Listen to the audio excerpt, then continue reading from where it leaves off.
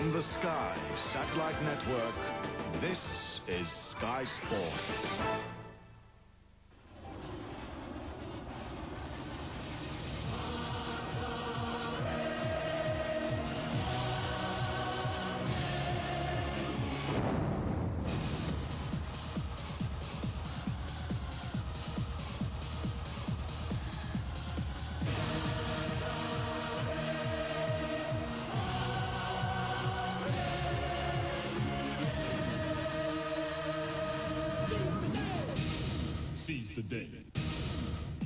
The big league's entertainers are back on Sky. Unpredictability is St Helens' hallmark, and today they pit their wits against an Oldham side which has won its last 2 games. The Watersheddings hosts the match of the day from the Stones Bitter Championship. The teams line up with the former England international Nigel Heslop and outstanding youngster Steve Prescott at fullback. Wings, it's David Jones, formerly of Wakefield, and the game's leading scorer, Alan Hunt. Scott Ranson, fullback, centre last season, now on the wing, and Anthony Sullivan, the Welsh international. In the centre, Sean Irwin is a 1990 British Lion, and Welshman Scott Gibbs, a Lion in the other code. It's Darren Abram, last season's leading scorer, and Paul Loughlin, who hasn't played Test match football for 2 years. Standoff, Paul Topping, who made his rugby league debut against the Saints 9 years ago, and the evergreen Shane Cooper. Scrum half Martin Crompton has had a spell at Wigan, as has Bobby Goulding, who's in brilliant form so far. Props Ian Sherratt in his second spell at Oldham. John Neals with Cumbria against the Aussies. Andy Dannett is promoted from the bench. Former under-21 international Chris Parr and Adam Fogarty. Hooker, John Clark, a former amateur tourist from 1990, and Sean Casey, normally a back rower but doing well in number 9. Second row, it's Gary Lord, signed from Halifax in the summer, and Ian Pickavance. Joe Farmilo, brother of Leeds Assini and Great Britain international Sonny Nicol. The Kiwi Mike Kuiti and Chris Joint complete the lineup, and the coaches Andy Goodway, a Great Britain captain in his playing days at Oldham, and Eric Hughes. Match referee is Russell Smith from Castleford, a regular visitor to the big league, and our cameras were at Oldham for Oldham against St Helens in the Stones Bitter Championship. Now, Steve-O is not with us today. He took poorly on Friday after the game at Leeds, and he's still not fit enough to come out to play, I'm afraid. So in his place come 2 Great Britain internationals, Lee Crooks and Gary Schofield. Steve-O will be back for boots and all on Tuesday. Gentlemen, great to see you here. And Lee, well, this should be a great game. It's certainly going to be an interesting game, Eddie, yeah.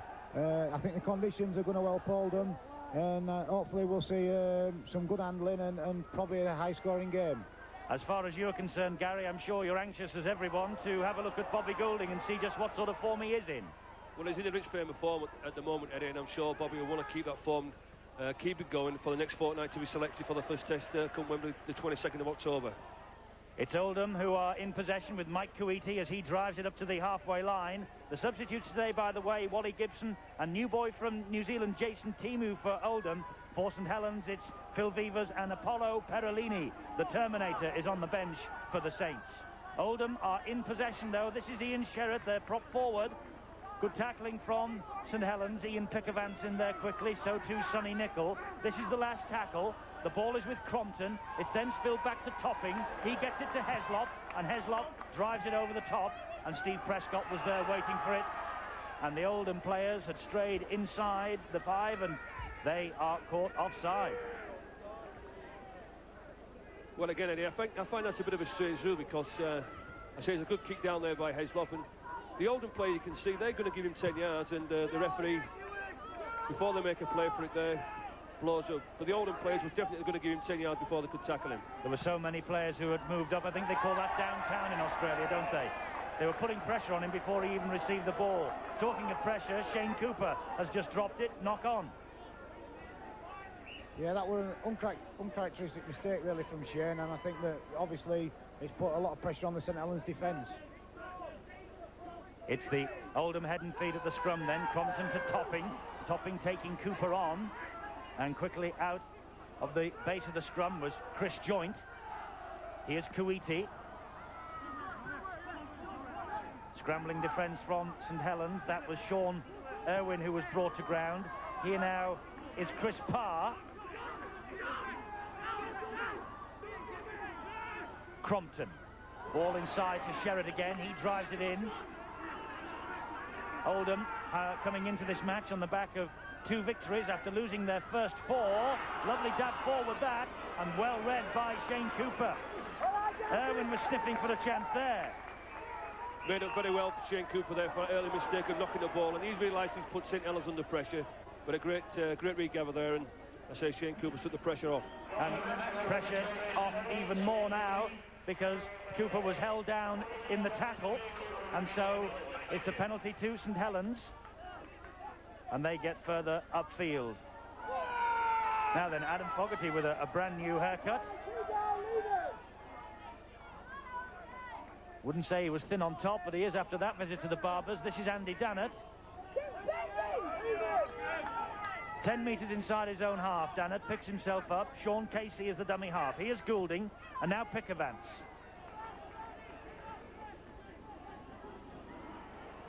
Goulding is there. That's a lovely ball from Goulding to Loughlin, and well pulled down by Topping. I think that's something that Oldham have got to watch, Eddie. Bobby likes to run across the field and bring the short runners on, and we saw there that I think Loughlin come off him, and if Oldham let Bobby run across the field like they are going to do, then he's going to cause them all sorts of problems. The ball in the arms now of Nigel Heslop, playing at full-back this season. 10 appearance for England Rugby Union. That's a lovely tackle by Casey on the winger Ranson. St Helens anxious to keep Oldham penned in their own half of the field. Clark gets the ball away. This is Gary Law. And Kuiti takes over now. Up to the halfway line. A misty, grey, rainy day here at Watersheddings. Crompton gets away from Goulding. Gets a good kick in downfield. Underneath it, though, is Anthony Sullivan. Not really conditions, fellas, is it, for top-of-the-ground players like St Helens? It's very heavy. They're really going to have to slug it out here today. Yeah, I think the name of the game for St Helens today, Eddie, is going to be patience. You know, as Lee said early in the programme, that the ball control is going to be very important, and Saints are going to have to be patient, because I say the way Oldham defence is sorted, oh, that's stealing the ball, surely. Yeah, the referee decides, I think, that it was. Yeah, it's definitely in there from the Oldham number 2, David Jones. Very difficult rule for these referees to interpret, the stealing the ball and the tackle, but the referee picked it up easily there, and Oldham are deciding. Well, he's given the penalty to Oldham. That's right, he has. I think he's given offside against St Helens. Well, looking at the replay there, there was dead set the hand in there from David Jones. Well, he certainly got a hand in it, didn't he? And I think St Helens, having lost the ball, they then got penalised for trying to steal it back. Yeah, it's certainly a strange decision there from Russell Smith. I can't actually see what's actually happened there, but obviously David Jones did pinch the ball, and I feel St Helens will be a bit aggrieved that they haven't got the penalty their way. Casey adjudged, I think, to have been offside by Russell Smith. So anyway, we thought it was going to be a penalty to St Helens. As it is, it's a penalty to Oldham, and Paul Topping. 10 goals this season, the first chance for points on the board here this afternoon. He's got chances as that, and he's found the mark. Paul Topping, a great kick down the slope here early on, and he's given Oldham the lead, 2-0. Just the start that Oldham wanted. They began by losing their first 4 matches. They've recovered, they've won their last 2 against Doncaster and Hull. And so they really will give St Helens a very stern test here this afternoon. Goulding's kickoff collected by Joe Familo, younger brother of Essini, who's now earning his corn at Leeds with Gary Schofield. This is Kuiti, and he is drilled into the ground. That's good tackling from Scott Gibbs. St Helens caught offside again. He held him pretty well, Scott Gibbs, Eddie. That was a great defence there, and as the league players say about the Union players, that they take a bit of time to adjust to our game, but his defensive qualities are very solid, and the way he's been playing with St Helens to start the season, He's proved he's been a worthy buy for St Helens so far. It was a wonderful tackle from Scott Gibbs. But we've had 5 penalties in the opening 7 minutes of this match. It's stopping the flow a bit, but Oldham will not be complaining. They are 2 up and 3-2 ahead in the penalty count. Sherratt will drive the ball in once more. I think it's going to be interesting, Eddie, to see how the forwards get on with each other. I'm sure that Andy Dannett and Adam Fogarty are going to have their hands full with Sherratt and Parr, and I think that Oldham's chances really winning the game they've got to make sure that the forwards don't get on top. For Milo's little run, halted by Joint and Fogarty. This is Crompton. He gets it to Topping. Topping is all wrapped up by Sean Casey. 8 minutes gone. Oldham applying some real pressure here, as you would expect from the home side. Crompton dabs the ball ahead. Narrow in goal area here, though, at the watersheddings. And on this surface, that was always going to skim dead. Yeah, it's good pressure from Oldham there, but Martin Crompton just a bit too much beef on the ball, and unfortunately dead. But if Oldham keep the defence down here, St Helens aren't making much yards in the forward department at the moment. Alan Hunt taking that tackle, leading try scorer in the game with 12 touchdowns so far. This is Adam Fogarty with the drive for the Saints, 10 metres inside his own half. Casey the dummy half, Cooper, and Dannett now takes over. Good defence from Oldham. The defence has been very good at the moment.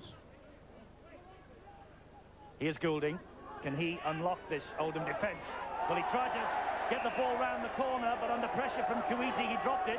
Well, Bobby was looking for his runners there, and they were just a little bit late, and he tried to force the pass, and as we can see, which forced a knock on, but I'm sure Bobby's going to be a little bit furious because his runners wasn't timed what he was waiting for. Yes, there was no one really in support. Pickavance was there, but just came a little bit too late. Here's Topping now. He has made an impressive start to this match as Paul Topping, the standoff half for Oldham. A debut in rugby league against St Helens, as I mentioned at the top of the programme, for Swinton in 1985. Saints making all the handling errors so far, Oldham making all the early running. Coming up to the 10th minute, they lead by 2 points to 0, courtesy of the Topping penalty. Crompton been busy early on here. They certainly have the talent at Oldham, and he is one of the talented forwards for Milo. St Helens are being really examined in defence now. Clark, the dummy half, lovely ball inside. Oh, Abram dropped it. The line was begging there for Abram, and he just couldn't hang on. Well, you can see that St Helens' defence in that set of 6 have just been standing and waiting waiting for the Oldham forwards to come at them. I think St Helens have really got to move forward in the defensive line and get to the advantage line before the Oldham forwards get a chance to move the ball. It's Chris Joint. He plays it to Casey, who finds Dannett on the short side. Lovely tackling, though, by Oldham. They take the big man, Dannett, and they drive him out of play. That's great defence there by Oldham, but I'm sure the St Helens coach, Eric Hughes, is not going to be happy with this start. St Helens are putting far too much pressure on themselves.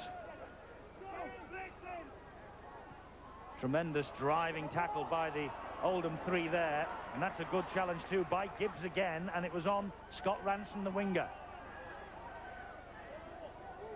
It's certainly impressed me as Scott Gibbs since his signing from Rugby Union. People say that Rugby Union players defensively they lack a little bit of something, but that certainly doesn't apply to Scott Gibbs' defence. Not yet this season. He really has been in great form. Topping now. That look forward. Referee says play on.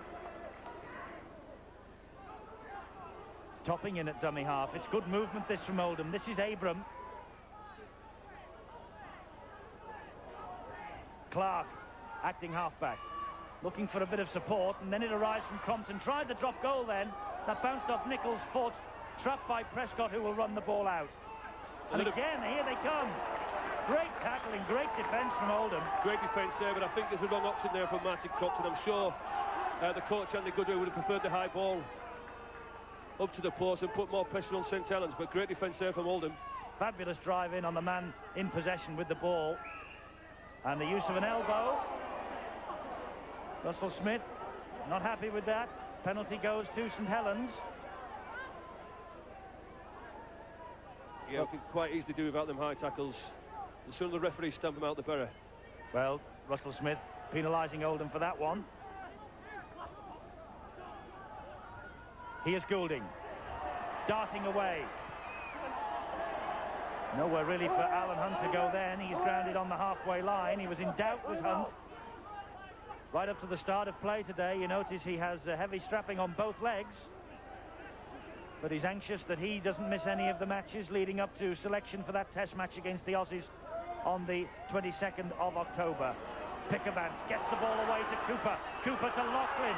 Laughlin taking them on. Sullivan came on the inside. It's found Goulding. The ball was knocked on, though, by Bobby Goulding. A crunching tackle on him by Topping. A typical St Helens play, that. Some tremendous backing up support play and always willingness to keep the ball alive. Well, I think what you see, I think the referee was going to pull it up there for a forward pass in the first place before Bobby Goulding knocked the ball on. Nigel Heslop disappearing under the challenge from Chris Joint. Crompton to Kuiti. Kuiti never afraid to take the big forwards on. Clark. Still Clark. The crowd here, Eddie, at the Watershed is screaming for the referee to get both sides back on side. I think he's playing a very tight 5 yards. Sherritt with that drive. Crompton. And here's Milo. Joe Milo. Martin Crompton will dab over the top. That's a much better kick from Crompton, and only just does it run dead. I don't think Martin's going to be very happy giving St Helens 22 yards for nothing, but certainly the Oldham defence has been up to scratch at the moment. Goulding now, and here's Fogarty. The rain is still falling here at Watersheddings. Conditions for handling will be very difficult indeed, but I must say, despite the torrential downpour we've had 2 hours before the kick-off, this pitch standing up to it excellently. And that ball comes free. They're the problems that the players have got. Yeah, I think that's probably one of St Helens' downfalls, is that the ball control is probably not as good as what they'd like it to be. And I'm sure that Oldham, if they get a lot of free ball, then they'll capitalise on it. It did look as though there was a suspicion that Milo had punched that ball out of the control of the St Helens player, but the referee said play on, so Oldham are in possession. Clark, and he gets it to Chris Parr. Good run from Parr. It was a bit sloppy. The ball went backwards, says Russell Smith. It's play on. But Oldham have conceded about 4 or 5 metres because of that. Abram with the kick downfield. It's picked up by Nicol. But the referee says it's a knock-on. Surely, I think that the ball's played the man there. I think Russell should have let play go on there for St Helens. Well, again, that's what gets the players very frustrated by maybe the referee just making a mistake. As you can see there, Sonny Nichols nowhere near played the ball. The ball strikes in, but the referee's final word is the final decision. Well, Oldham have not really done too much with it, because Kuiti went down the blind side, but as you can see, Bobby Goulding collars him and scrags him into touch.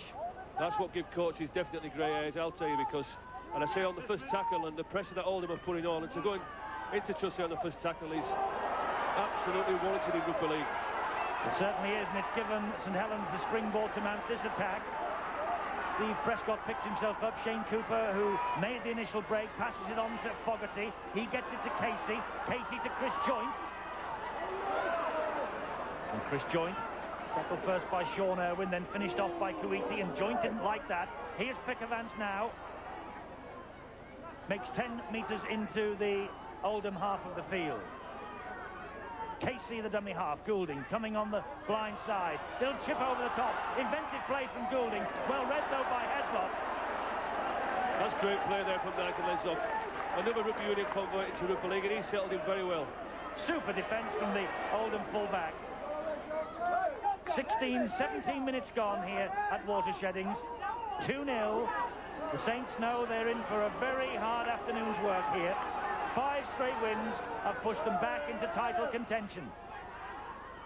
This is a big test for them, at least on the evidence of the opening 17 minutes it is. Clark, the dummy half. Crompton, and for Milo, well, that was a dubious challenge by Fogarty. He gets away with it, though. Ball is hacked downfield. Prescott there waiting for it. Collects it first bounce. I think St Helens really need to settle down a little bit and try and put a little bit more pressure on the Oldham defence. If they keep the ball for the 6 tackles and have a good kicking game, I think they'll stand them in good stead. Saints in possession with Cooper. He helps it on to Joint. Chris Joint, another of the players who have the Aussies in their sights. He played all 4 tests last season against New Zealand and France. Here's Casey. Joint goes into dummy half. Goulding. Low kick. But a strong breeze swirling around Watersheddings too. It was into the open spaces, but Heslop picks it up well. Good chase downfield by Alan Hunt. Notice the covering on both legs for Hunt.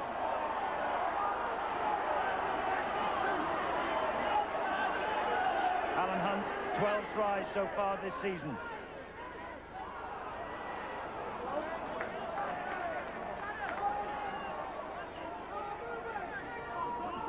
Crompton to Kuwaiti.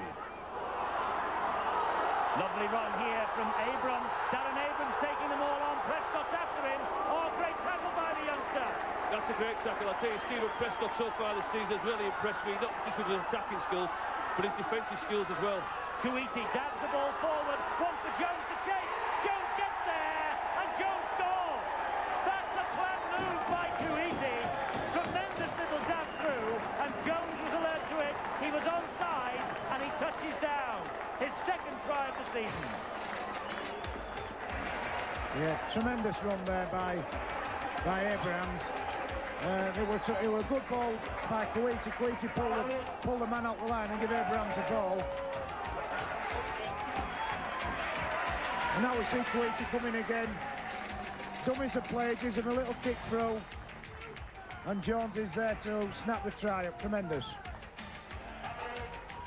Crompton with the initial pass, then Kuwaiti, and Kuwaiti then looking out wide. He saw that Jones was in space. It was then a race between Sullivan and Jones got to it. A great try for Oldham.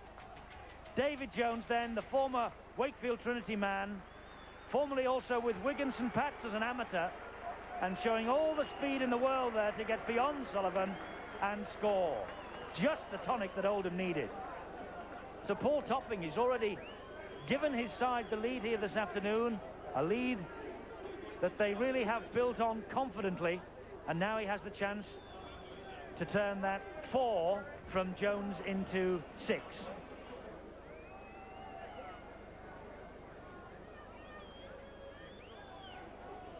Topping then, it's a difficult angle, and it's up the hill also. He's a right-footed kicker. It's on the wrong side of the field for him, and in these conditions, difficult today for the kickers. Oh, but don't, I tell you what, whisper that quietly if you talk to Paul Topping later, because he has given Oldham an 8-point lead. As we can see here, Mike Kuwaiti sees the St Helens defence have come up very quick. A lovely dab through there for David Jones. Those David Jones has got plenty of pace, and a great try there and a great start for Oldham.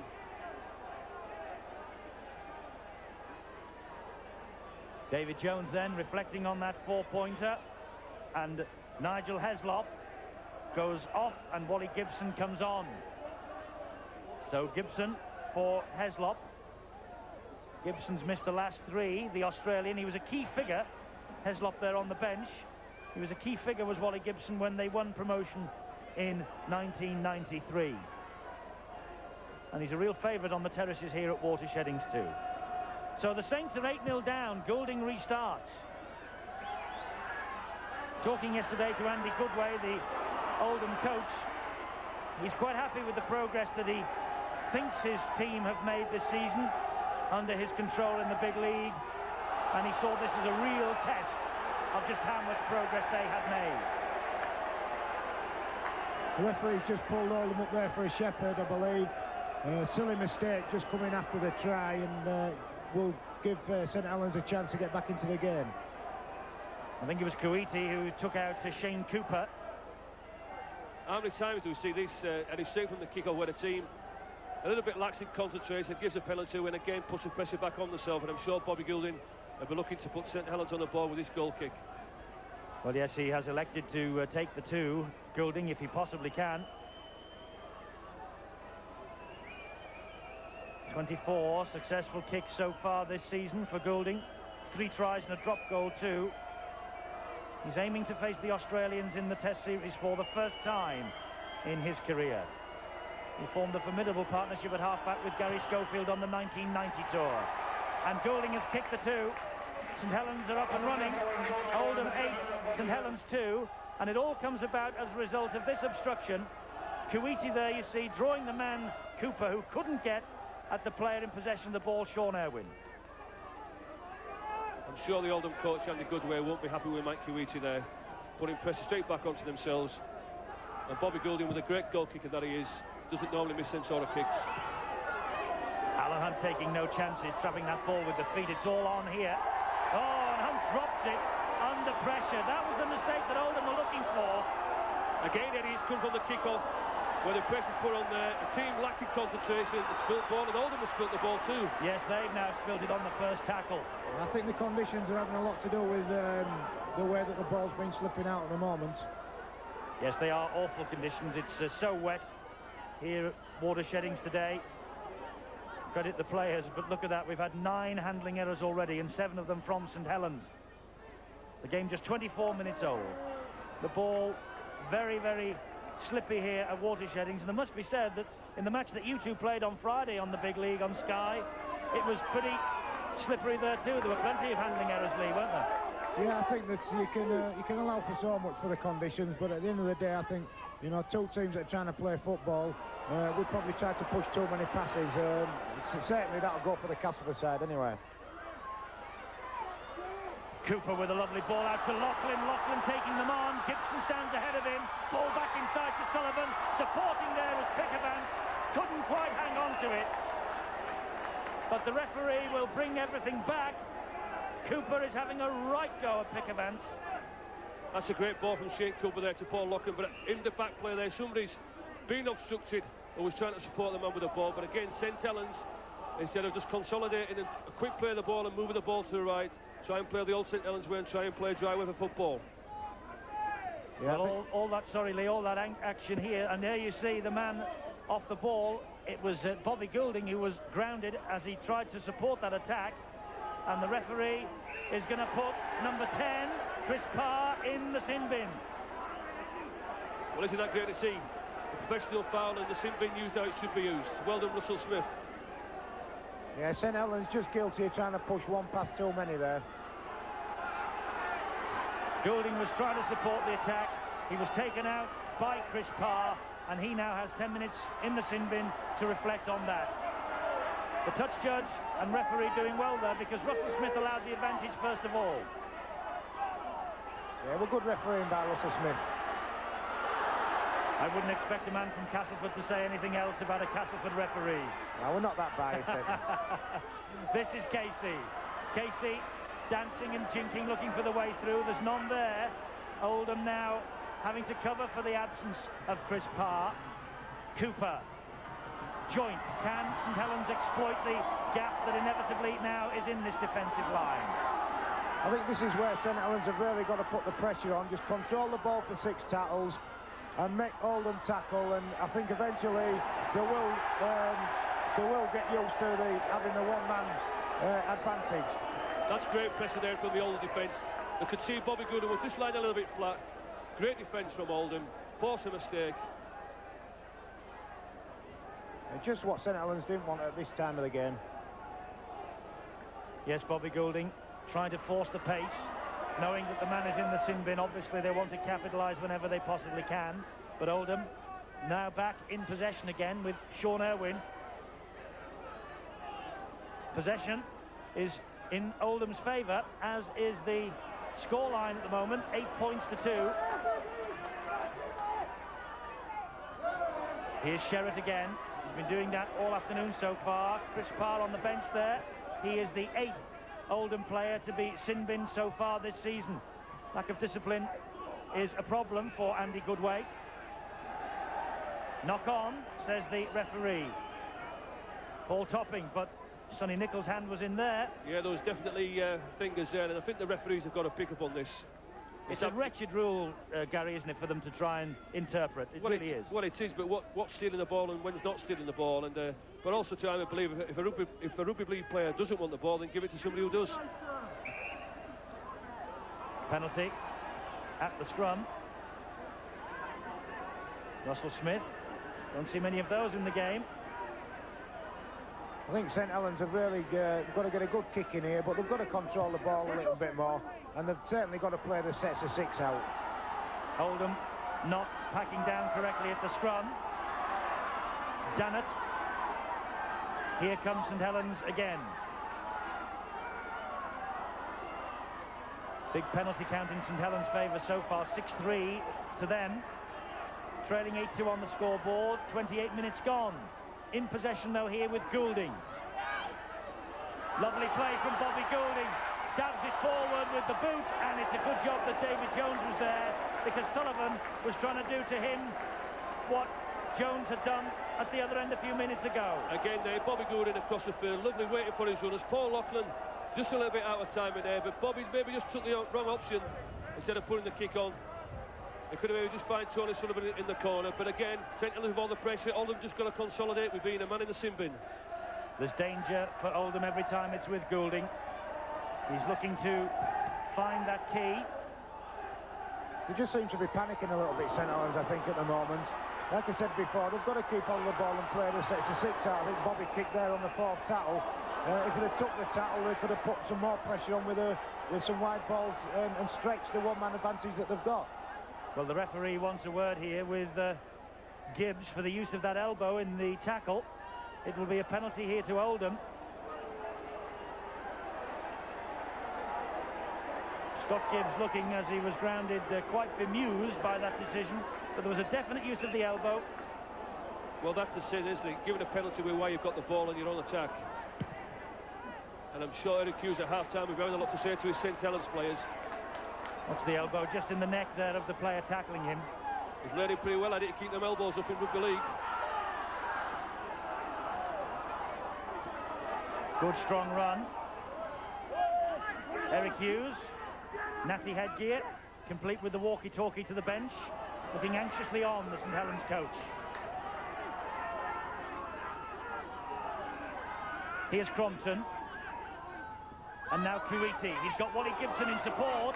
That's a good tackle, though. Chris Joint doing well. There's Gibson. Here now is Topping, taking on his opposite number, Shane Cooper. A little bit of help, too, from Chris Joint. Of course, number 13 for Saints there, Joint, is a former Oldham player. Taking a bit of stick from the supporters here at Watersheddings, needless to say. Now then, what will come from this Crompton kick? It's hanging in the wind, it's been spilled, and it's a try! Sonny Nicol dropped it, and Oldham have come up with another 4 points. It's Gary Lord. Gary Lord with the try. It looks as though all ends up it was St Helens, but they spill the ball. That's just what happens when you play your 6s out. They've used the tackles up, and they finish the 6 off with a good kick. Put their full back and the winger under pressure. Hunt's spilled the ball there, and Gary Lord's been backing up, scored under the sticks. Wonderful crossfield kick it was from Crompton. No danger.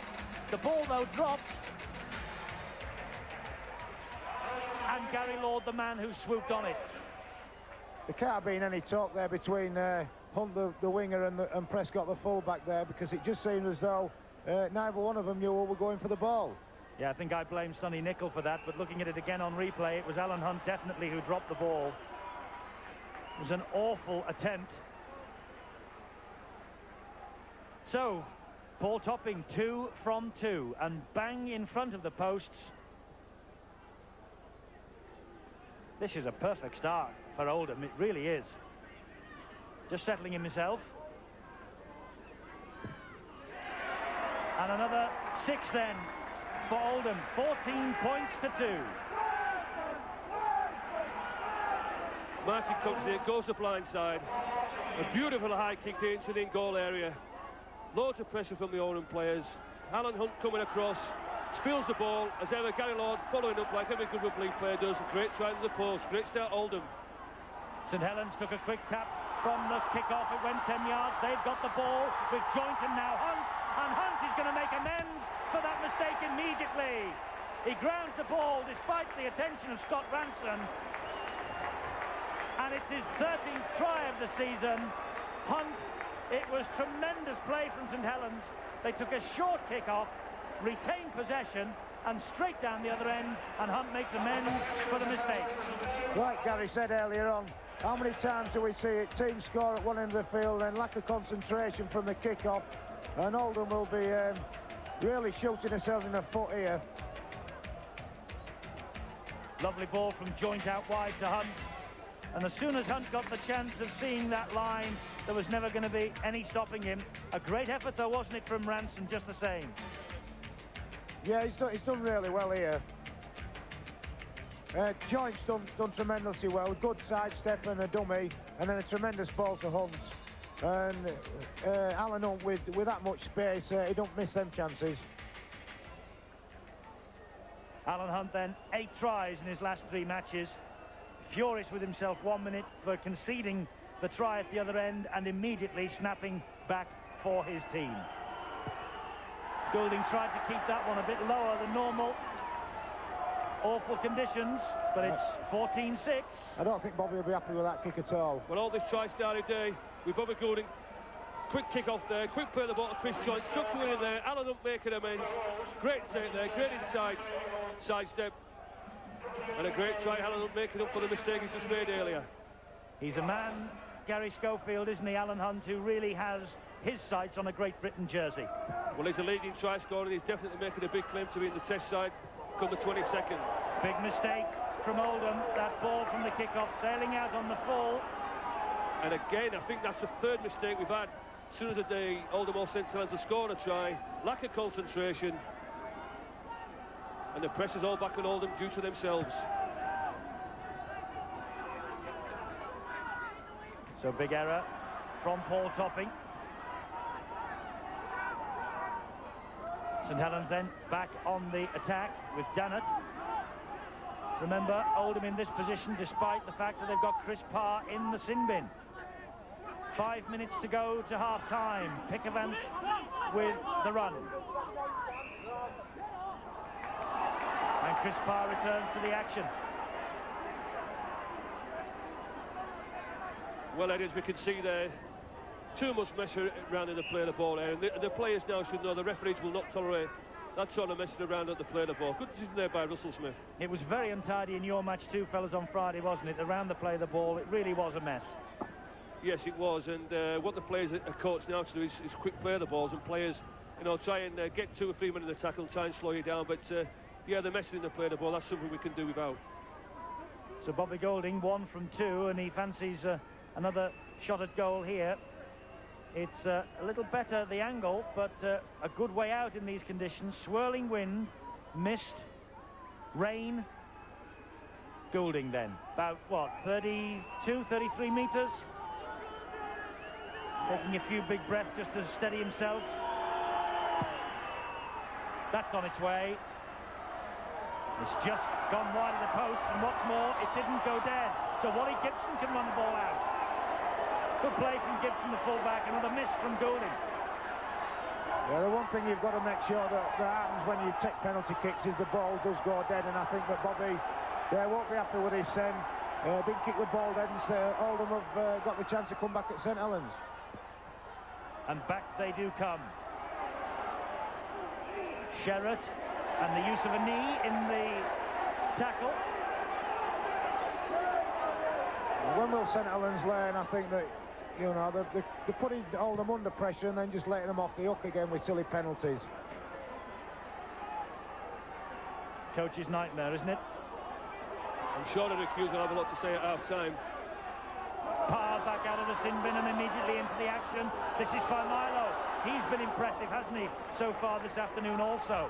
Well, all the Oldham forwards are running with a lot more vigour and a lot more determination than the St Helens pack, and this is going to be one of the reasons why Oldham are in front at the moment. Wally Gibson. That ball was not played properly, but again a lot of interference at the play of the ball. Referee says, let's keep the movement flowing. Desperate defence for St Helens. That's how close Oldham are. As the ball goes back to Crompton for a drop goal attempt. Well charged down by Goulding, but they've given the ball back. It's 6 to go. Here's Jones. Jones gets away from Sullivan's attempt. And so close, and St Helens really have to haul him back again. So big pressure coming in here now. Again for St Helens from Oldham. Quick hands by the men from Watersheddings. Gibson, though, is all wrapped up under the posts. A try now, just 2 minutes before half-time. Just what they need, they might take the 2. Messing around again, interference at the play the ball. Well, isn't that a sin bin in defence? It's a dead set penalty try. They're trying to stop Oldham scoring a try. Instead of getting the 6 points, they settle for the 2. But that is a professional foul, and that's what the sin bin's there for. Referee Russell Smith has not gone to the pocket, no yellow card. And so Sonny Nicol escapes. But St Helens won't escape because Paul Topping here has the chance from bang in front of the posts to make it 4 out of 4 for him personally and increase that Oldham lead to 16 points to 6. I'm sure Andy Goodway is going to be delighted by this first half performance from Oldham. They've kept the pressure down there, been in St Helens 22 most of this half, and with the wind behind them coming down the hill at Oldham, they'll be pretty happy going in at half-time 16-6. Yeah, I think the big difference between the two sides at the moment is that when Oldham get into the St Helens 22, they are playing the 6s out. Whereas when St Helens do get down into the Oldham half, they're tending to push the pass and squander possession. 16-6 it is then, courtesy of the boot of Topping. Now will Bobby Goulding try another short little kick-off? Well, he went without his feet then. He must have long studs on. I think that well could be on question of sport. Now what happens next? Well, down he goes. He was as embarrassed as anybody. A moment of comedy in the big league, and Bobby Goulding appreciated it as much as anybody else. Terrific, that. Good play that by David Jones. I'm sure Oldham will just play out the 6 now, get a good kick down there, good chase, and they'll be pretty happy with the half-time's work. They certainly will. They'll be delighted with this scoreline as we now enter time added on by the timekeepers for stoppages.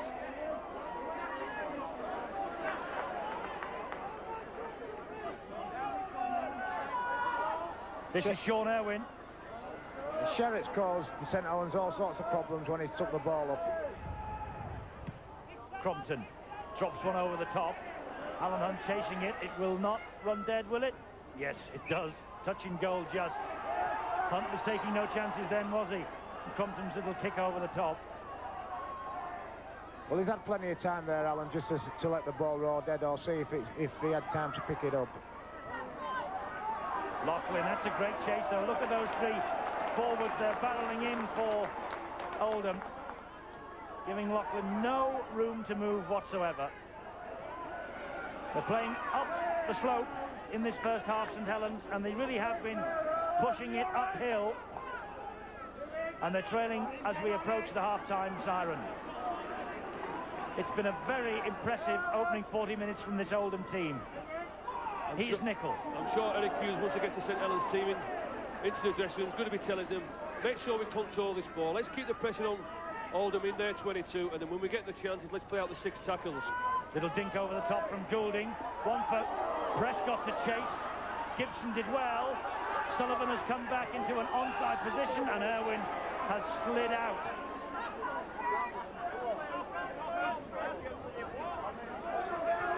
But the referee has pulled Oldham back here for offside. It's a penalty to St Helens.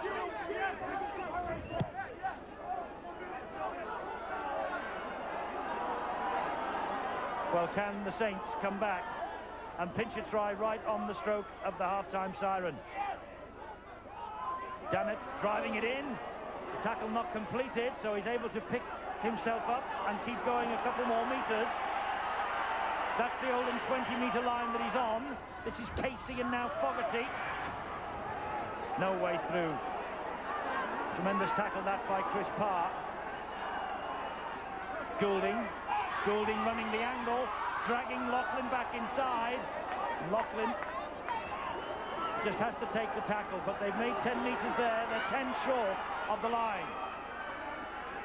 Goulding, Cooper, great defence, Oldham. Casey, Goulding, that looked a forward pass, didn't matter anyway. Joint dropped it, and away come Oldham. What a great run this is, and Prescott having to be very, very quick to pull Scott Ransom down. That's the end of the first half, and Paul Topping has kicked a couple of important goals, 3 in all, and Alan Hunt, having dropped the ball for the Oldham try, made amends up the other end immediately and scored the try of his own. Topping with 4 goals then, but it's the tries that have caught the eye for Oldham, particularly that effort from David Jones. You're watching Sky Sports. Today. So, second half about to get underway here at the Watersheddings in this Stonesborough Championship match of the day. And Oldham are ahead at half-time. In many people's eyes, perhaps a bit surprisingly. And it will be Oldham who get the second half underway. And again, it's a warm welcome to Lee Crooks and Gary Schofield for the second half. In case you missed the first 40 minutes, poor old Steve-O not feeling too clever this weekend. And St Helens have made a change right at the start of this second half. Phil Vivers, number 14, has come on, and he has replaced Sean Casey, the hooker. Gentlemen, a big 40 minutes coming up for the Saints. Yeah, it's certainly going to be interesting. I see Sean Casey's gone off and Phil Vivers has come on. I don't know if Phil's going to go to the hooking role. I think it's probably a position he hasn't played before, although he's played many other positions. I don't think he's played hooker. Saints with the penalty for stealing the ball in the tackle. This time in the second half, they are running down this considerable slope at Watersheddings, which runs, as we watch here, from right to left, or rather from left to right. I'm just watching as Adam Fogarty is dumped to the ground there, but Saints running down the hill, second half. Vivers in at dummy half. Looks like he is playing hooker. This is Goulding, and now Scott Gibbs. I think St Helens forwards have really got to put their ideas up this half if they're going to have any chance of winning this game. Oldham certainly in the driving seat, and of 24 meetings in the big league, they've won just 5 over the years and 19 defeats. So it's unusual for Oldham to be in the driving seat against the Saints. But that's exactly where they are at the moment, and this is the St Helens last tackle in this set of 6. Goulding, long ball out wide to Loughlin. Loughlin, Sullivan dabs one over the top. Wally Gibson was there, and he slipped, and he fooled not only himself, but also the chasing St Helens player. Well, Tony Sullivan, he's definitely the wrong man to be putting the kick over the line. Bobby Goulding should be putting the ball over. Oldham's in goal and keeping the pressure on there. Gibson did well, though. Early moments, second half. St Helens looking to score early to put the pressure on Oldham, and Oldham, of course, looking to score early and really take more wind out of the St Helens sails. He's having a big game. He's shut up for Oldham. He's taking the ball up all day, making plenty of yards. The St Helens forwards are just holding off him. Well, they're holding off him, and then they come in with a high challenge. And referee Russell Smith immediately penalises Ian Pickavance. Yeah, silly mistake there. He's took the pressure off Oldham. Pickavance is an ever-present under Eric Hughes since he took over in January. Well, that's a great touch finder there for Oldham. It is. It's taken the play to the 20-metre mark, and they took it very, very quickly, the tap, and they're off again. The run was halted. Here's Chris Parr. St Helens having to work really hard in defence here to keep Oldham out. It's been a very disciplined and an impressive display so far from Oldham. Topping gets the ball away to Abram. Scott Gibbs was there doing tackling, so was Alan Hunt. Sherratt again. Dumped to the ground, 8 metres short of the line. It's with Crompton. And that's the second row of Faimilo. St Helens defence standing firm. This is the last tackle. Crompton dabs it through. The danger swept up by Cooper, but a good chase through by the Oldham players, led by Sean Irwin. Saints now with it all to do to get out of their half. Oh, and a big mistake from Sullivan. Oldham have it back. Conditions and the pressure certainly playing their part. Just what St Helens didn't need there. 6 to go here for Oldham with Kuwaiti. Kuwaiti's got support from Gibson. Kuwaiti driving it in on his own.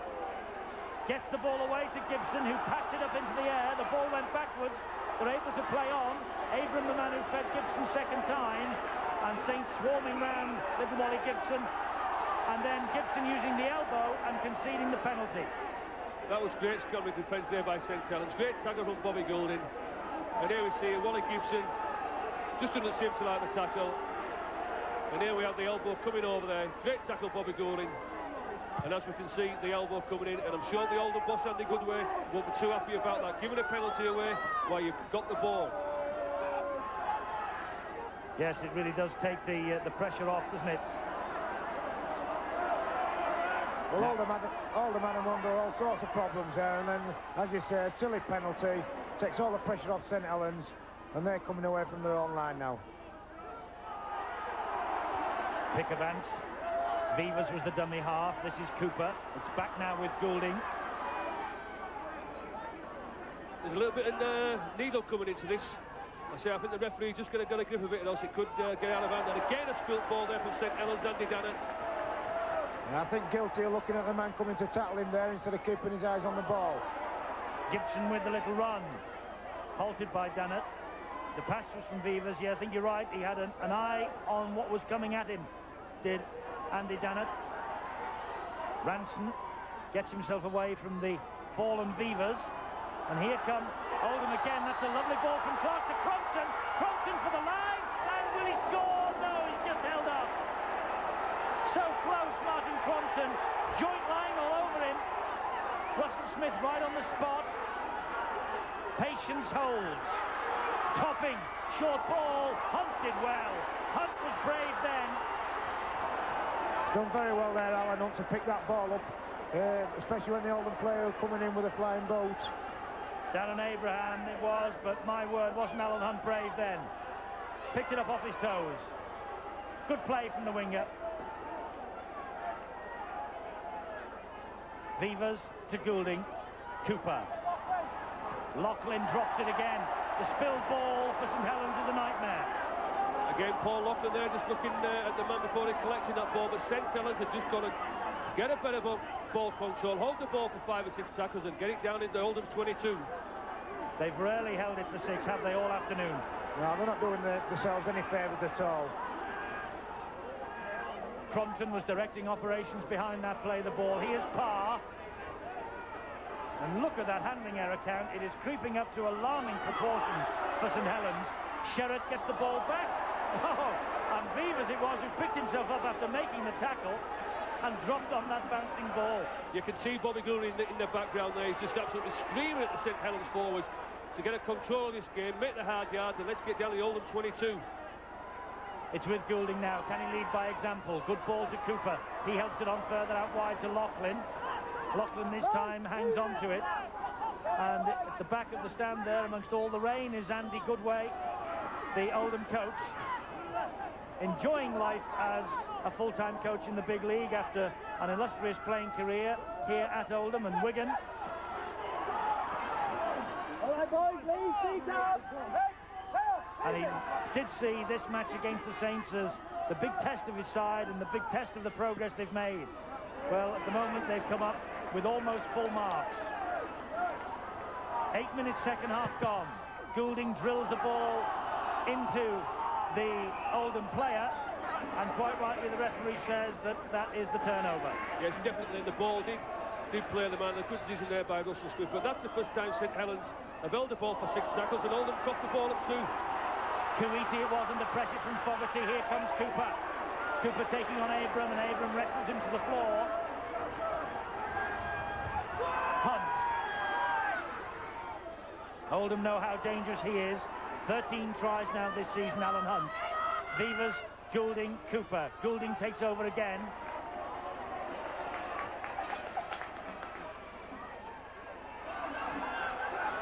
Now Joint, what can he do? Chris Joint would like nothing better than to produce a try here. Had 28 games for Oldham before joining St Helens 2 years ago. Adam Fogarty, last tackle. At last, St Helens have held on to it for a set of 6. What can they do here with Goulding? Goulding through on his own, looking for support. It arrives eventually from Nicol, who dropped it as he went over the line.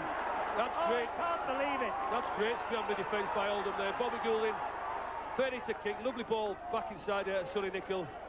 But just couldn't hold on to it, but great scrambling defence by Oldham. But if St Helens hold this ball for 6, it proves how dangerous it can be. I'm not so sure that Irwin didn't get a hand to that as he made the tackle. Yeah, I think Sean Irwin's definitely knocked the ball out of Sonny's hands, but like Gary said, tremendous defence. Yes, credit them for that. And because it was on the last tackle, it's the turnover. That's why Oldham are in possession and so close to their own line. Let's take another look at this tackle from... There's a definite hand in there. And that really should have been a penalty at least against Sean Irwin. And in the act of scoring, the referee could have given a penalty try. Oldham escaped then. Kuwaiti in possession for them. Last tackle now for Oldham. Still deep in their own half of the field. Topping under pressure from Goulding. Gets the ball away. Difficult in these conditions for anyone taking a high ball. It drifts out of the mist at you. And Sullivan missed it first time. But the chase was excellent again. That's a great kick there from Topping. And as been said before, the kick's only as good as the chase, and Oldham very enthusiastic there.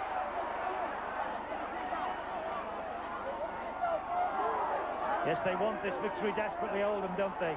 Really do. There's been a big difference between the two sides at the moment. Oldham's enthusiasm and the way that they've been tackling. Well, they haven't beaten St Helens at home in the league since March 1985.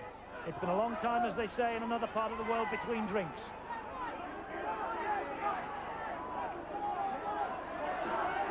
Vivas has gone into dummy half. Goulding is there, and Goulding drills it along the ground, down the hill. Gibson picks it up. Chased by Cooper. Good tackling by the St Helens skipper. The ball was not played properly then. That's got to be either a knock-on or a penalty, and the referee says penalty. Well, it looks as though he just lost the ball there, but they've certainly got away with that. Well, they have got away with it. The referee saying the ball was stolen. There's no one there to do the stealing. Gibson dropped it. Well, the referee's looked at the touch and he wasn't too inclined, the referee, to give it, but looked at the touches and he's giving it favouring Oldham. I'm sure St Helens will be furious with that decision.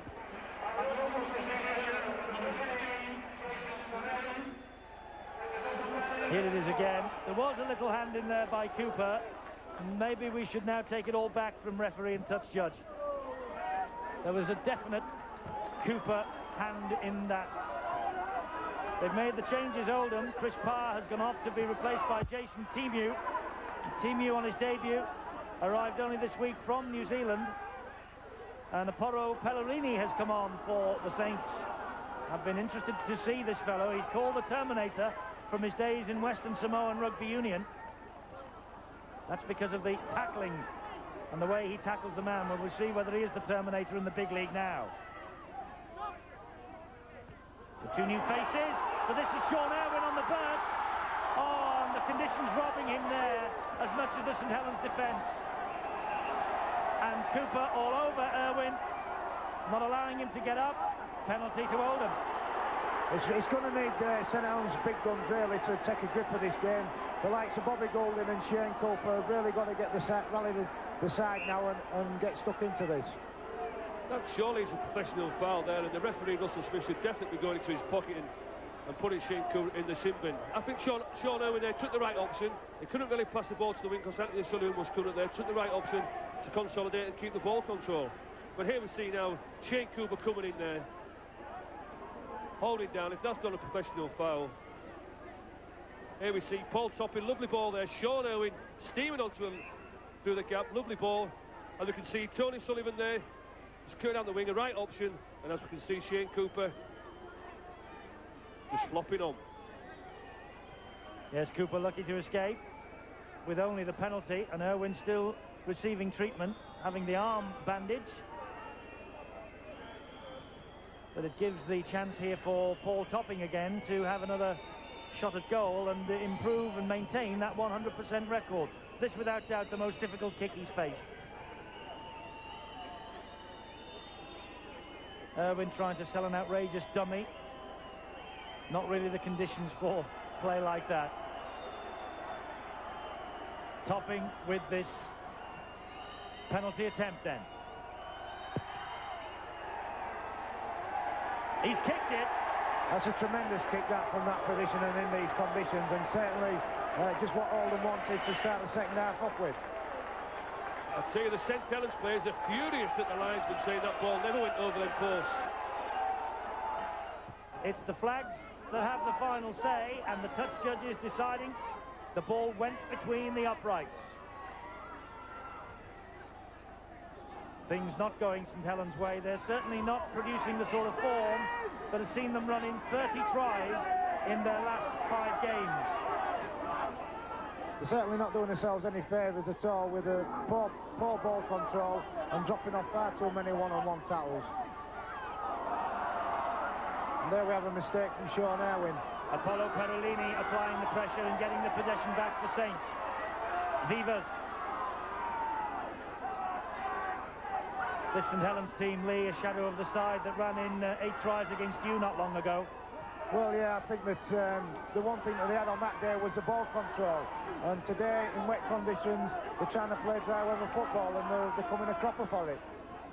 Pickavance applies the brakes, then puts the foot on the gas, tries to weave his way to the line. The scrambling Oldham defence, though, stands firm again. It's now with Cooper.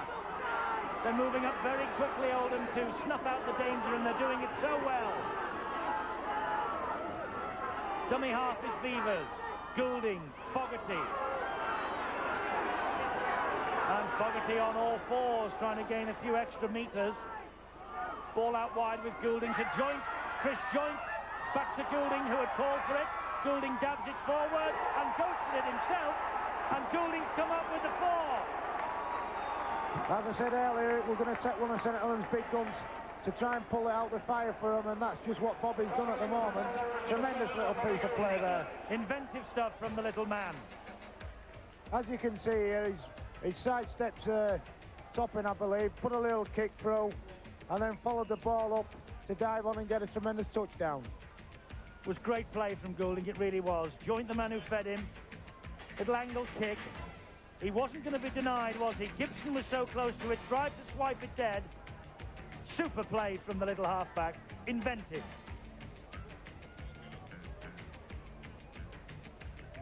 And look at the face on Bobby Goulding. Come on, he says, trying to rally the troops. Super stuff from Goulding.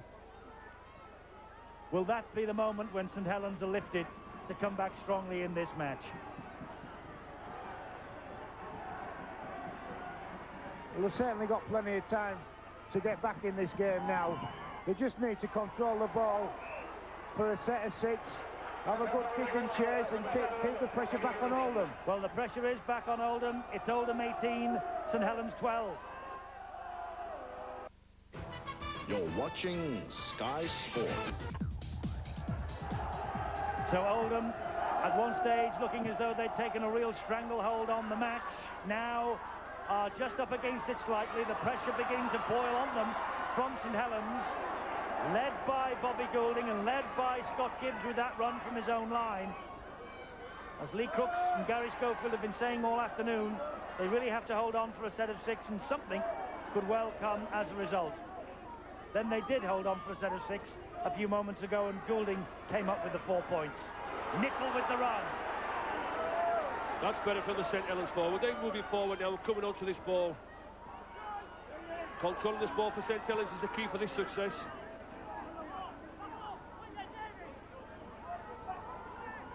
Vivas the dummy half. Perolini. High. The arm was up. And there's an Oldham man flat out. It's the use of the elbow. Oh, on Crompton. He felt that. Well, if Steve-O was here now, he'd be saying we can do without that in our game. Correct, I think you're right there, Eddie. The last thing that we want to see is it's hard enough playing the game as it is without blokes flying in and using their elbows when they're taking the ball up. And he's feeling his jaw, and no wonder. Martin Crompton, oh dear me. There's no wonder they call him the Terminator if he carries on like that. And the referee having a very, very stern word with Cooper and Perolini. And in my book, for this, Perolini's a lucky lad. Very lucky indeed, yes. If you look at high tackles, they should be penalised, but leading with the elbow is a sending off offence. Well, it's like using a weapon, isn't it, out there? As you say, fellas, the game is tough enough without that. Well, mums and dads at home definitely don't want to see that to encourage our game for their youngsters to play. The sooner we stamp it out, the better. Here's Timu running strongly. Whoop, bang! That's a legal challenge by Perolini, but Timu didn't like it, and it looks like he's going. The referee's gone to the pocket. I think that Perolini's on his way. I said it was legal, it's red, and Perolini's gone for a swinging arm. Timu didn't like it. Let's take another look. Well, it was high, but was Timu ducking down? Was his head down? Was he going under the challenge? He's off. He's certainly gone in low. He took the ball up and ducked in. I think he's been a bit unlucky there as Perolini to be sent off. It certainly wasn't a malicious tackle. The problem is it came right on the back of the earlier incident, but I do think the Perolini there is a bit unfortunate. He is, yes. I think the referee's given a little bit as well for the swinging arm, but leading by the elbow, the tackle before there has definitely swayed Russell Smith's decision to making sure that he's sending him off. And welcome to Rugby League, the Terminator. Indeed so. And Eric Hughes, you can't really describe what he's thinking, but the face, I think, says it all. He certainly don't look an happy man there. So Apollo Perolini, 16 rugby union caps for Western Samoa, substitute against Workington last month, 17 stone, 6'1", the Terminator, his appearance at Watersheddings well and truly terminated. Topping with the penalty, got under it. He's duffed that.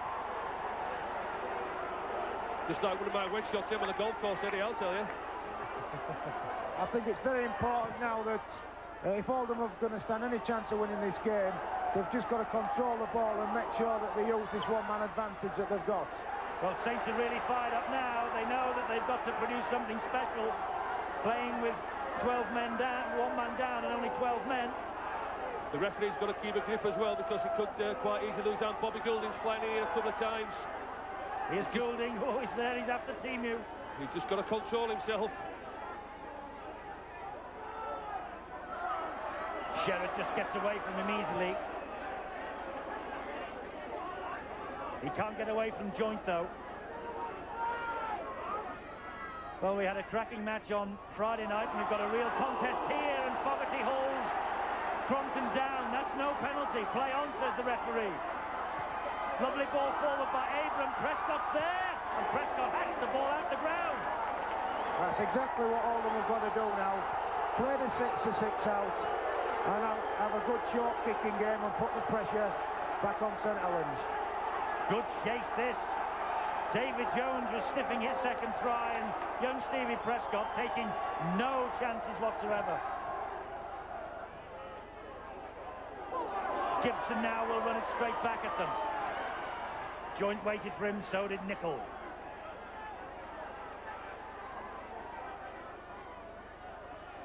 Ranson.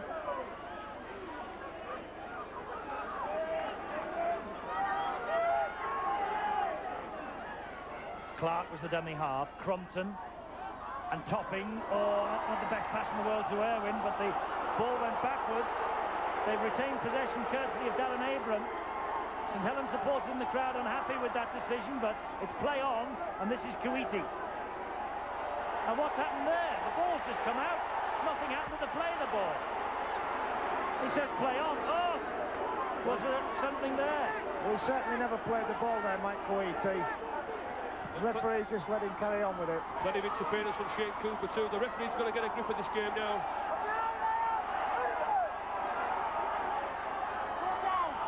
Prescott. Good tackling by David Jones.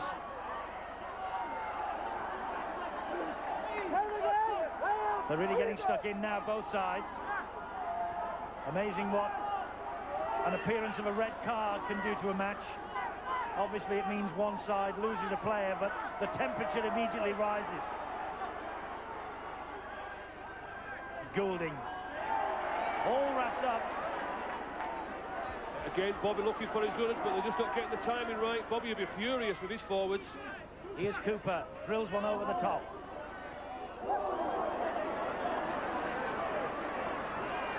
Gibson, and he is brought to earth by Chris Joynt.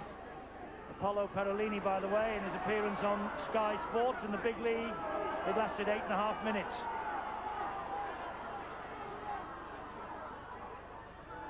Clark, darting away from the dummy half position. John Clark, former 1990 Bala tourist, who arrived at Oldham from the East Leeds Amateur Club. This is Coiti, a former Kiwi international with 6 New Zealand caps.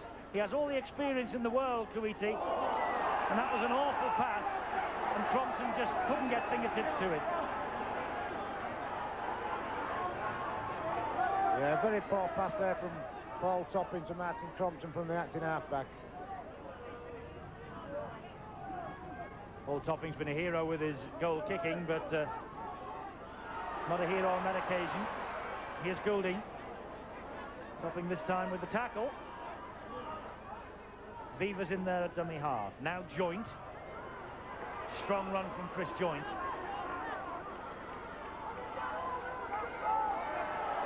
And he's hurt. The St Helens loose forward. Fogarty unloads the pass to Vivas, and he can't get away from the heavy traffic. Then he does to Pickavance. Pickavance straightens up, and the ball is spilled again. At the moment, Eddie, you can throw a sheet all over St Helens. They've just lost the organisation totally now. Bobby Goulding also to the background, looks like a bit of a shoulder problem.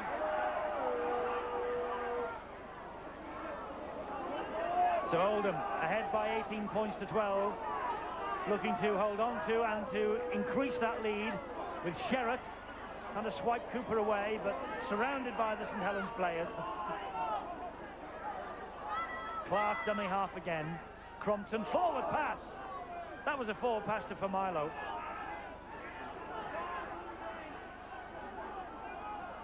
Crompton, lovely dummy, lovely run, little dink over the top, they're all there. What's the referee's decision? They've come up with it, surely. They have. No, he's not given it. The knock-on, he's given a knock-on. He's look at the touch due to give the knock-on. Sean Irwin denied. He thought he'd got a certain for. Oh, he's right. Once again, Martin Crompton's caused St Helens all sorts of problems all day down the side of the ruck, and once again he's stepped back inside. The St Helens marker defence has been very poor. The ball was knocked on in the field of play. That's why the referee has put the scrum down. The scrum going down, 5 out from the St Helens line. So, a good decision by the referee and touch judge. Andy Goodway biting the nails. 6 points the advantage. Still 12 minutes to play. Great crunching tackle though coming in there on Nickel. And it was Jason Timu, the man who's chasing after the St Helens players here, who got that tackle in. Yeah, that's just the sort of tackle that really lifts your team when you're doing it tough. But this is the sort of play that doesn't lift your team. Fogarty releasing the ball and putting pressure back on St Helens once more. That's it. We've said it all the game. They've been their own way sending St Helens, losing possession at vital times and just generally just pushing one too many passes. Abram grounded. Oldham midway inside the St Helens half of the field. Topping takes the tackle. Don't forget, coming up after tonight, we have all the tries from the First Division for you in our highlights package on the Big League. Plus today, our first glimpse of the Kangaroo Tourists. in their match at Cumbria at Derwent Park. Clark. Once again, you saw Alan Hunt there just shooting off from the marker position and allowing the man playing the ball to run off and create space. This is for Milo. There is space there for Oldham to exploit, of course, with Perolini sent off. It's the last tackle. It's a drop kick here, Topping. Yes, Topping. Oh, he didn't get it off the ground. That's accidental offside, surely. Yes, and it was on the last tackle. The referee rules the turnover. It bounced off a number of players, all in the red and white of Oldham. St Helens have still got plenty of time. There's a good 10 minutes left. They just need to a bit of ball control and get back in the Oldham 22. They've plenty of class of players to put a try on and equalise this game. Well, on the evidence of what we've seen in the 70 minutes so far, if St Helens do come back and pinch this game, it could be classed as larceny on the grandest scale, because they have really contributed to their own downfall, as you two have been saying all afternoon.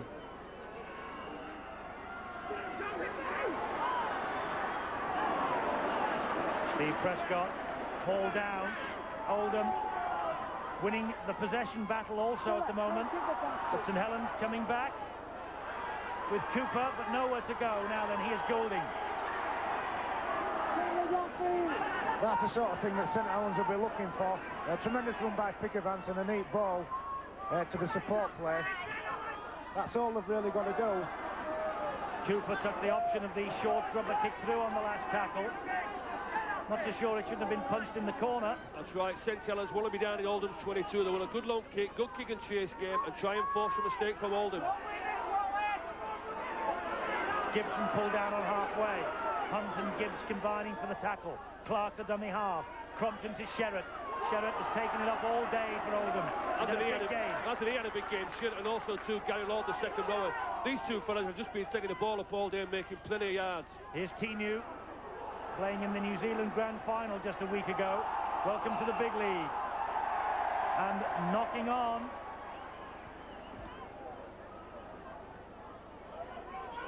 Bit of an eye tackle there as well, I think, from Shane Cooper, but wasn't spotted by the referee. Now the referee will put the scrum down. He's going to his pocket again. I think Timu's going to the blood bin. Yes, Timu in to the blood bin. So he goes off.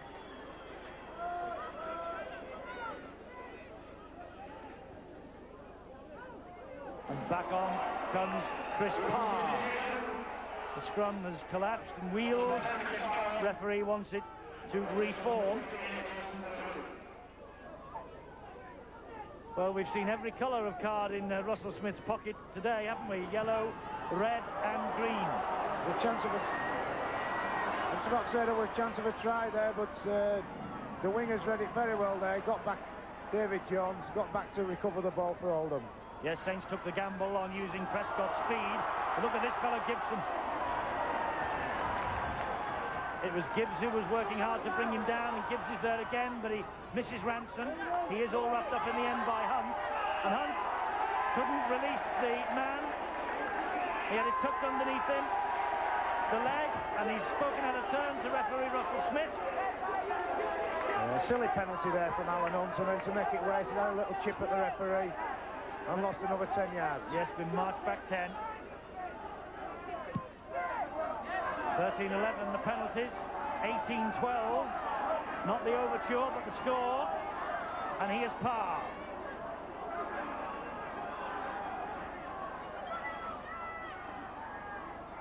Topping. 20 metres from the Saints line, the ball pops up. Oh, the referee's down now. Well, we've had it all today.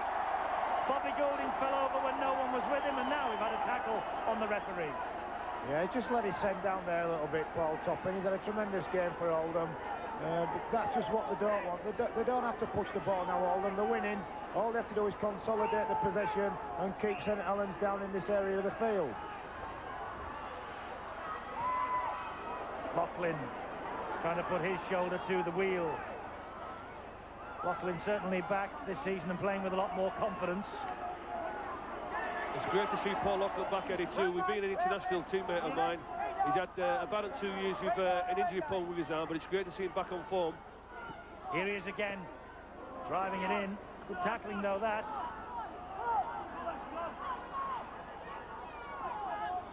Pickavance now. This Oldham side really have tackled for all their work all afternoon, but Pickavance did well in getting the ball away, and Abram went in on nickel. But look at the way they swarm round the man in possession. It really is good scrambling defence. Yeah, they've done a tremendous job in slowing the play the balls down against St Helens. That's one of the advantages that St Helens like to have.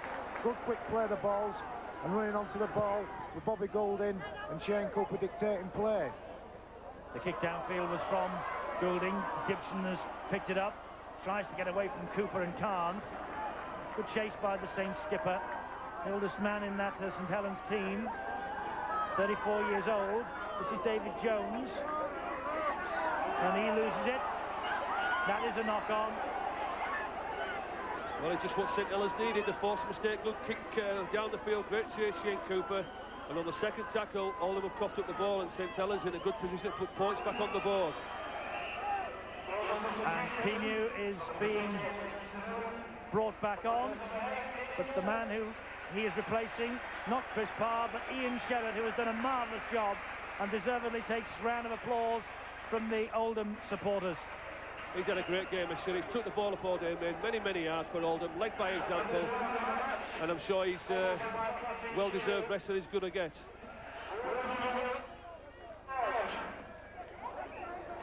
So Sherrod being clapped all the way to the bench, but St Helens looking now to come back. Remember, it's just 6 points, it's a converted try. That's the difference between these two sides. We had a draw on Friday between Leeds and Castleford. Will we see another one here? Gibbs will run this ball. I think St Helens have really just got to be patient here. Just keep chipping away at the Oldham defence. And hopefully there'll be a crack that'll appear. Lovely run from Goulding. He saw that Hunt was in space. He's kicked it for the corner. Hunt's after it. Oh, that's good play, though. Well played, Ranson. He read that perfectly, but so close. Brilliant play there by Scott Ranson. Just outpaced Alejandro. Bobby Goulding now dictating play. The Oldham defence and holding off him. A little bit tired. Great run there. Lovely kick for Alan Hunt. And Scott Ranson, the winger, read it pretty well. They've got to play the sets of 6 outdoors, St Helens. Once again, they've kicked on an early tackle and just letting Oldham off the hook. Pressure will come back on them now, though. That drop out from under the posts reaches Scott Gibbs. Up come the Oldham defence again. Gibbs willingly runs it back at them. 3 minutes to go. Saints coming back into it gradually in this second half. Here's Fogarty. Saints looking for the big men now to drive the ball towards the post. Set up the platform for Goulding and company to weave their magic. Joint with that run. The tackle was on the chest, says referee Russell Smith. Vivers, Goulding, Cooper, Goulding again. St Helens just got to get a little bit deeper on these now. The old defence are coming up very, very quick indeed, and they've just got to get a little bit deeper. Vivers. Still Vivers, but again, good tackling.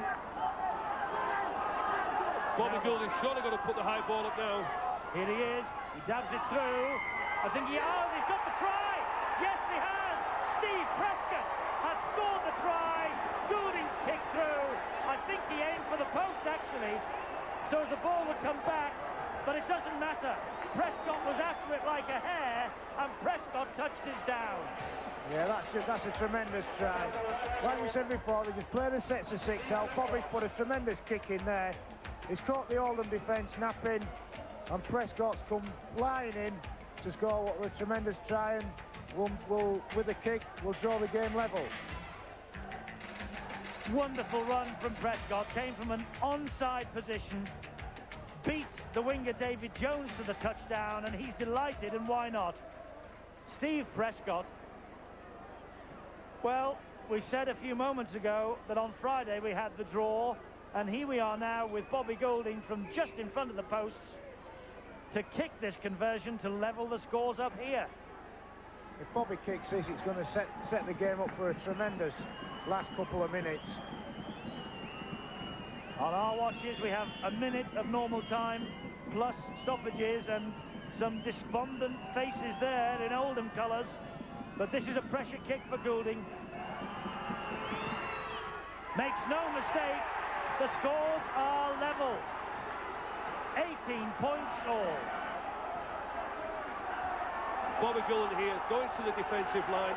As you can see, all the Oldham defence have brought up. Lovely little tip there to the post. Steve Prescott, the speed man, and his there. Great 4 points, a great play from Bobby Goulding.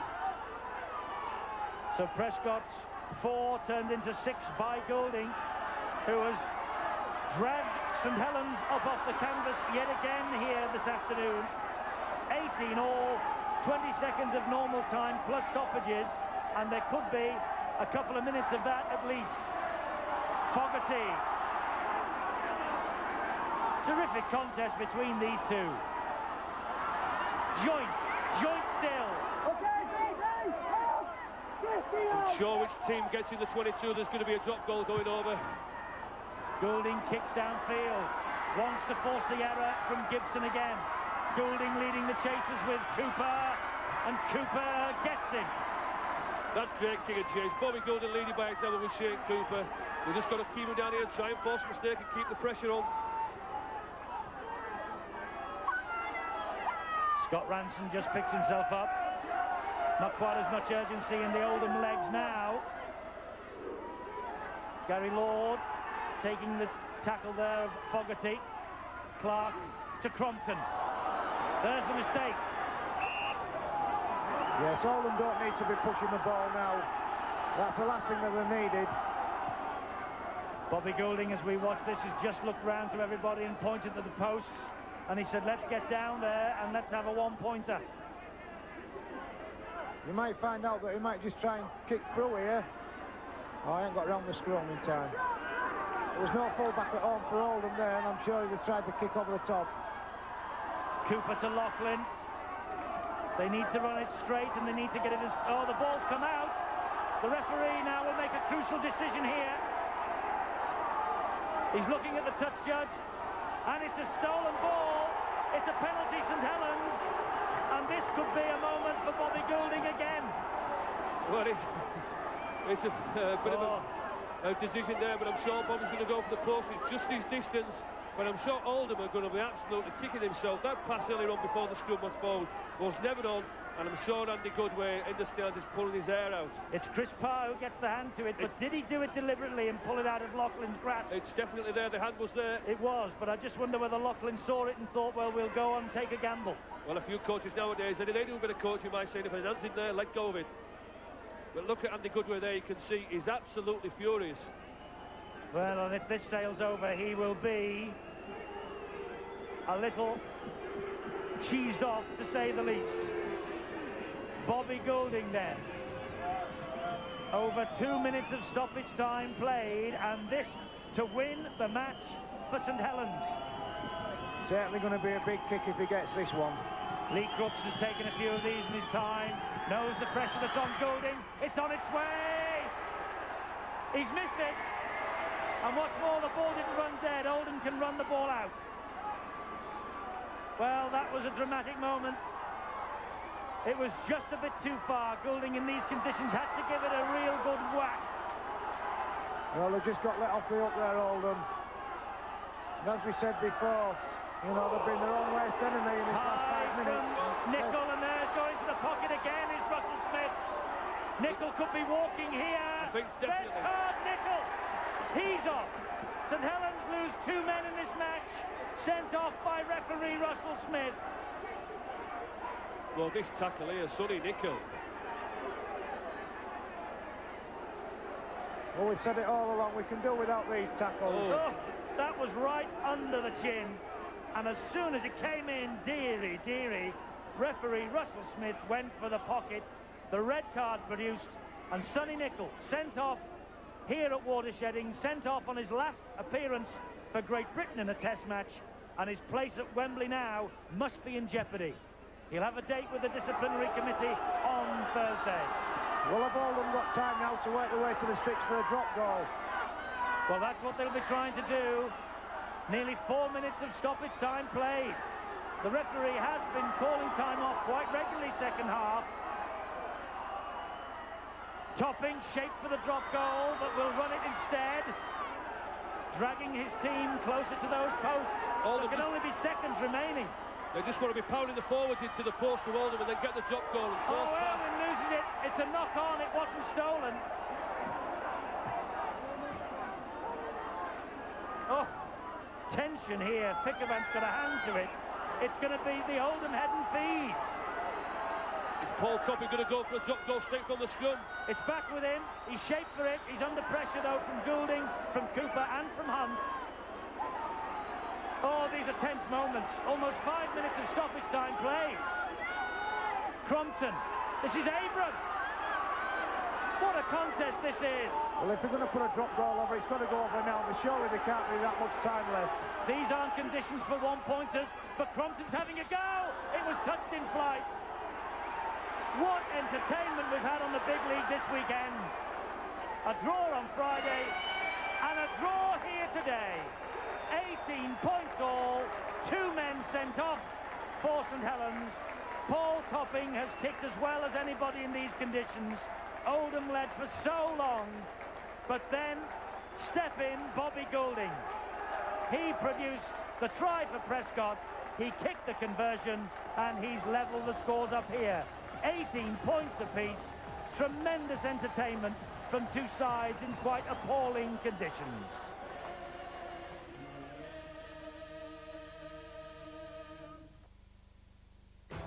You're watching Sky Sports. So an 18-all draw played in appalling conditions here at Watersheddings. 4,278 braved the rain to see it. And what a match these two sides have produced. Not for the first time this season, St Helens rescued by the brilliance of their scrum half, Bobby Goulding. Bobby, a week on, little changes. You step in and you've done it again. Yeah, mate. I'd just like to say before we go any further, that was a great display from our forwards. We kept going, and you know, we come out with a draw. A draw that at one stage looked impossible. Looked like it was going away from us, didn't it? But we just kept in there. We kept fighting, kicking him in the corner. Shane Cooper's, I was kicking. Shane Cooper was chasing. His chase was exceptional, and we come up with a draw. Andy Goodway, I think the look on your face says it all. There's a match that has slipped away from you. Yep, another point. You know, we could have had in the bag, but all credit to St Helens. They stuck to the cause. I think we gave St Helens the point. We shot ourselves in the foot. As soon as the penny drops to the players to play sets of 6 and work in the right areas, we'll get the results we deserve. Larceny on a grand scale, or did you deserve that point? Well, obviously I felt we deserved it. We dug a hole for ourselves first half. Conditions obviously make it a level, and when you come up with mistakes as we did, and they came up with the points, obviously it's always going to be hard to score points. And when we fell behind, and obviously with us losing men as well, it showed quite a lot of commitment and a lot of spirit from the boys. But obviously, really, it's a point lost. Although I must admit, when we were behind, I would have settled for a draw. Yeah. I must ask you about the two sendings off. I mean, you obviously never want to end any match with 11 men on the field, but by the looks of things, both decisions, the referee had only one card to show to them. Yeah, obviously with Apollo, I felt a little bit more for him because he's so raw at the moment, positional wise, and he was shell-shocked. The kid is shell-shocked. Obviously, that's not what you want on your debut on Sky, to come on and first couple of tackles penalised twice and end up down the tunnel. That's not what the kid wanted. Sonny's looked a bit high, I must admit. I've not seen the video, but that did look high. But overall, it was a point when it could so easily we could have lost. Statistics now behind a gruelling afternoon's work for both Oldham and St Helens, and Saints doing a lot more work in the tackling. Scrums level at 8 all, penalties 14 to Oldham, 11 to St Helens, and the handling errors on a day like this, they were always going to be high. First half possession very much Oldham's, second half it was 50-50. So the statistics there behind a titanic struggle here at Watersheddings in the most awful conditions. Absolutely appalling the weather has been, but these two sides have created a bit of history on Sky this weekend. I think the first time that we have ever seen two matches drawn on the big league. Leeds and Castleford on Friday, and Oldham and St Helens here today. A first also for our guest commentators, Lee Crooks and Gary Schofield. We must say thank you very much to them, and of course get well to my old mate Steve-O. I'm sure that he will be back shortly and will be with us for Boots and All on Tuesday. Right, that's all from a very wet watersheddings then. Let's now bring you all the highlights of the matches played elsewhere in the country today, including, of course, the first match in the Kangaroos Tour that was played up at Workington against Cumbria. Seize the day. Widnes were well beaten in the corresponding fixture last season, but they made amends today. Sheffield had been without coach Gary Hetherington on Great Britain duty all week, and it showed. Acting half-back Stuart Spruce diving over for the Chemics. The Chemics had lost their last 3 matches, but they put themselves in a winning position when Darren Wright went over for try number 2. Smith, Paul Hume, Singleton and Collier linked for the best try of the match, with Darren Wright again finishing off the move. Widnes made sure of 2 valuable points when the Aussie Singleton set up Carl Hammond for him to wriggle through the Sheffield defence for his 4th try of the season and just the Chemics' 3rd win. Wakefield kept Wigan at bay for the first 25 minutes at Central Park, but when Vaiga Tuigamala burst through the Trinity defence and sent Craig Murdoch on a run for the line, the dam burst and there really was no turning back the red and white tide. Murdoch, in place of the injured Sean Edwards, launched Wigan again, the ball spinning left to Gary Connolly, who cruised in for his first try of the game. It was a well-timed pass from Connolly that then sent in Martin Afire for the next Wigan try. In the second half, young Craig Murdoch showed skills straight out of the Sean Edwards textbook. Dennis Betts' pass went to ground, but Jason Robinson picked it up and Henry Paul turned smartly to go over. Straight from the kickoff, Wigan scored again. The ball collected deep in their own half by Murdoch, who sent Robinson away. Connolly provided the link. Frano Botica out to Henry Paul, and he kept the move going. Typical fierce running from Mick Cassidy, and a lovely pass to Afire, and he was away, stepping inside full-back Gary Spencer.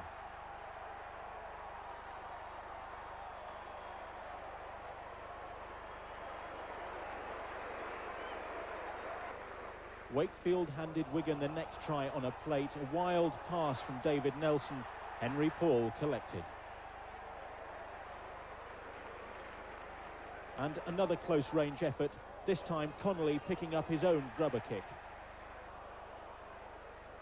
And Connolly finished the afternoon with a hat-trick, although there was a dispute about his final try. He kicked ahead, Martin Afire raced with him for the line, both men seemed to get a touch to the ball, but the try was credited to Gary Connolly after a little discussion.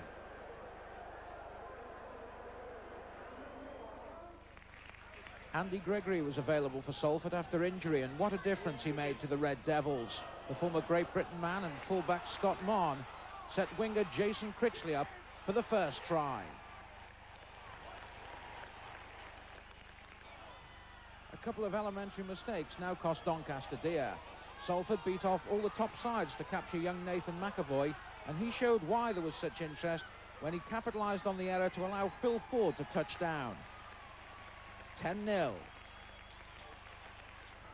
Normally when you're spectating, you're across the barrier from the pitch, but it wasn't that way when Phil Ford hoisted a hopeful kick forward and then was unchallenged when he touched down. The only thing the Doncaster watchers didn't do was applaud. The other Gregory in the Salford side, Mike, had a part in what proved to be Salford's only other try. His layoff and Sam Panapa's powerful, well-timed run taking him over. 20-0 at half-time. Doncaster did try to make a fight of it in the second half, and they scored a very good try when Tony Miller and Wayne Jackson sent Mark Farrer in. But the big Doncaster contingent only had one other try to shout about when Miller was involved again, and Rocky Turner kept his eye on the ball before powering across the line. 22-12 the final score, Doncaster weeping at the Willows. Hull, the bottom club, pushed Bradford Northern all the way at the Boulevard. Chico Jackson and Shane Endicott sending in Paul Sterling to give their side the lead in the 12th minute. A close-range try from Neil Summers, catching Hull off guard, put Bradford level. But Hull stayed in the hunt with 2 Terry Smirk drop goals until Dave Watson spotted his chance for the try that gave Northern the points. It didn't take Australia that long to register their first try of the tour. Centre Paul McGregor finishing off this well-worked move after only 3 minutes against Cumbria at Derwent Park. Virtually from the restart, the Kangaroos scored again with a superb solo effort from Wendell Saylor, who promises to be one of the stars of the tour with pace and power like this. Cumbria went further behind after 12 minutes when the Aussies tore through the middle again. This time it was Tim Brasher finishing off. Paul Burns scored this try and Dean Marwood kicked 2 penalty goals to put Cumbria on the scoreboard, but back came the Aussies with another try under the sticks, this one from Steve Menzies. In the second half, the tourists broke loose again. Wendell Saylor with a buccaneering run the length of the pitch.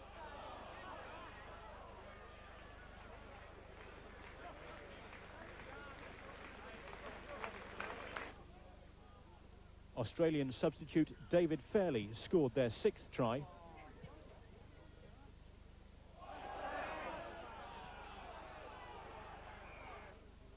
And Kevin Walters created the next score with this bomb behind the enemy lines.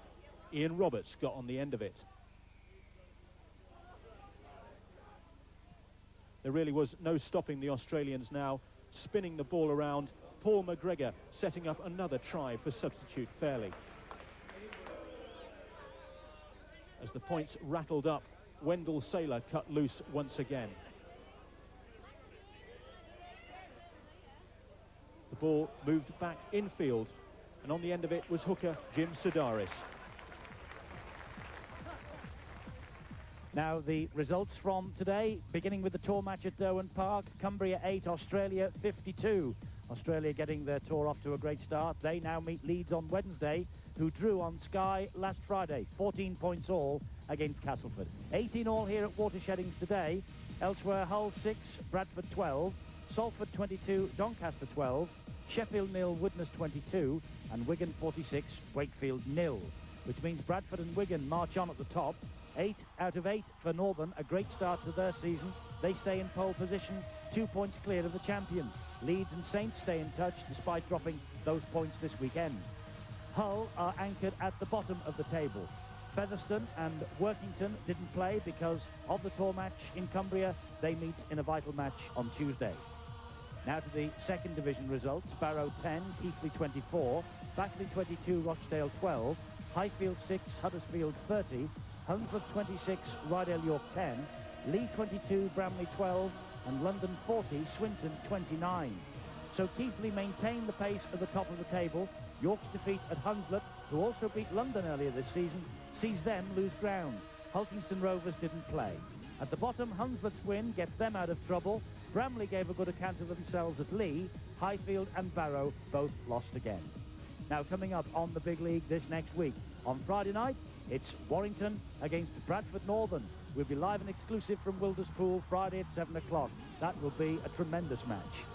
On Sunday, we follow St Helens against Leeds at Knowsley Road. 7:30 next Sunday evening, plus the highlights from all the other First Division games.